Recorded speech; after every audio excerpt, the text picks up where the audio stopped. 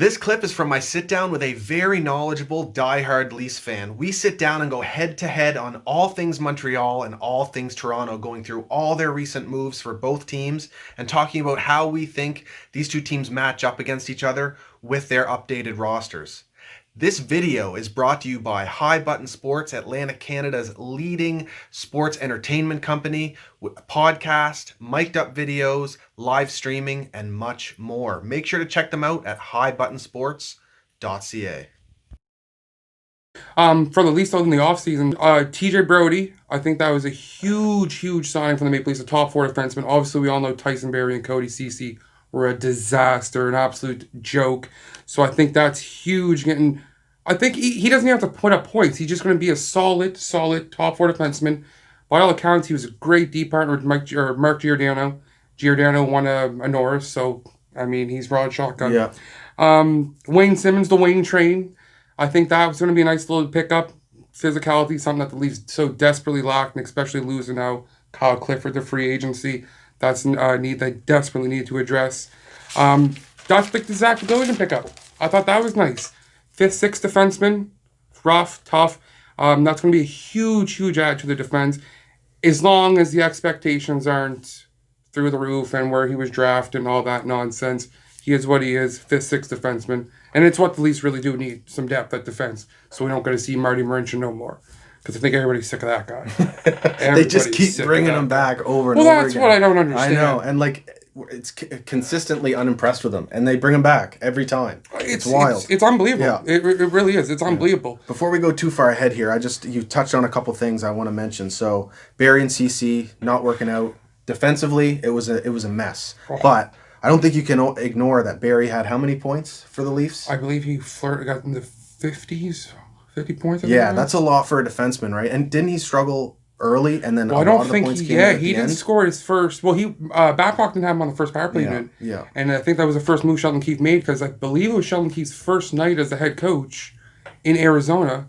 And then Barrie scored the power play goal. Yeah, that's right. So Got hot from there. so that was a still that's a good So I'm point. just bringing that up, just the offense is subtracted from the blue line. But I guess you hope you get some of that back with Brodie, and you really should get some of it back with And Brodie. my thing with the Maple Leafs is, I'm not worried about Maple Leafs defensemen putting up points. Right. There's a reason that forward group gets paid so much money.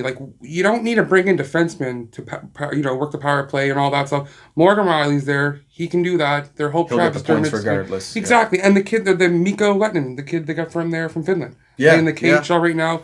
13 points in 10 games this year. Last year, 49 points in 60 games. So clearly he should be able to work the power play. I want big defensemen, not enough to big, just guys that are worried about their own end first. That's all I care about. Yeah. Get a good exit pass out the zone. Don't go off the glass and out. Yeah. That's all I care about for their defense core. Yeah, it's been a need for you guys for a long time. That responsible veteran. Yes, exactly. Especially since Ron Hainsey left, and he was only there for a short time too. So Yeah. And something else I want to bring up right quick. Brodie, his contract. Now, ideally, this works out for the Leafs, especially in terms of their defense. But his contract is what, 4 years, $5 million per year. Yeah. With no trade clauses at the beginning, but then it kind of loosens up at the end, I think. Yeah.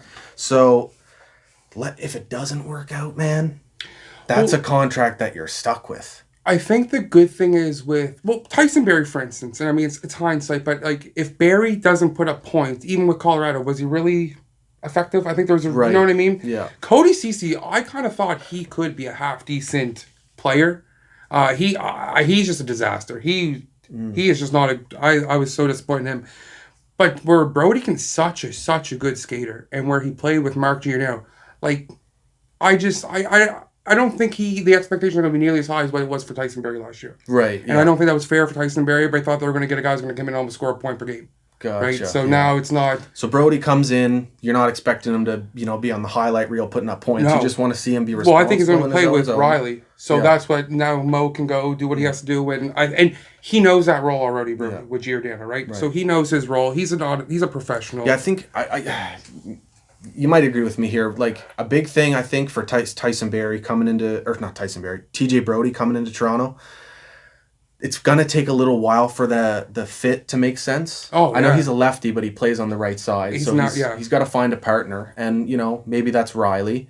And but if he happens to make some mistakes early on, wouldn't want to see the Leafs fan base all, worried No, right away out of the yeah, gate and, oh shit, we're stuck with this guy now and blah blah blah, because he could settle in over time. It kind of happened with Ben Sherratt in Montreal. His yes. first like month and a half, 2 months with the Habs were like shaky, but then as the season went on, then especially in the return to play, he was a beast. So, And you that's what the know, Leafs do. The Leafs normally fans, their whipping boy is normally a defenseman. right. It always is, and most likely always will be. So yeah, as long, but he's from the area, so he That goes, knows. He grew that's up, he grew up a Toronto fan. Yeah, I mean, he probably knows what comes with being a Leafs player and all that right, stuff. yeah. So it's not like Tyson Berry's from Vancouver, Yeah. plays, goes and Yeah. plays for Colorado. Not a huge hockey market, and that's Yeah. another thing. Brodie coming from a Canadian market. Yeah, he's used to the That's media. right, right. Yeah, So that's yeah. another thing that could be a huge factor in that. Yeah, that's all I got on that. Yeah, and actually, that's who Dubas was going to make the initial trade for Kadri last year was for, Oh, really? and then TJ yeah, Brodie. yeah, and then Kadri said no with no trade, and that's Wow, where so they got their man yeah he after a was little the bit. initial guy. Yeah, So yeah, right on.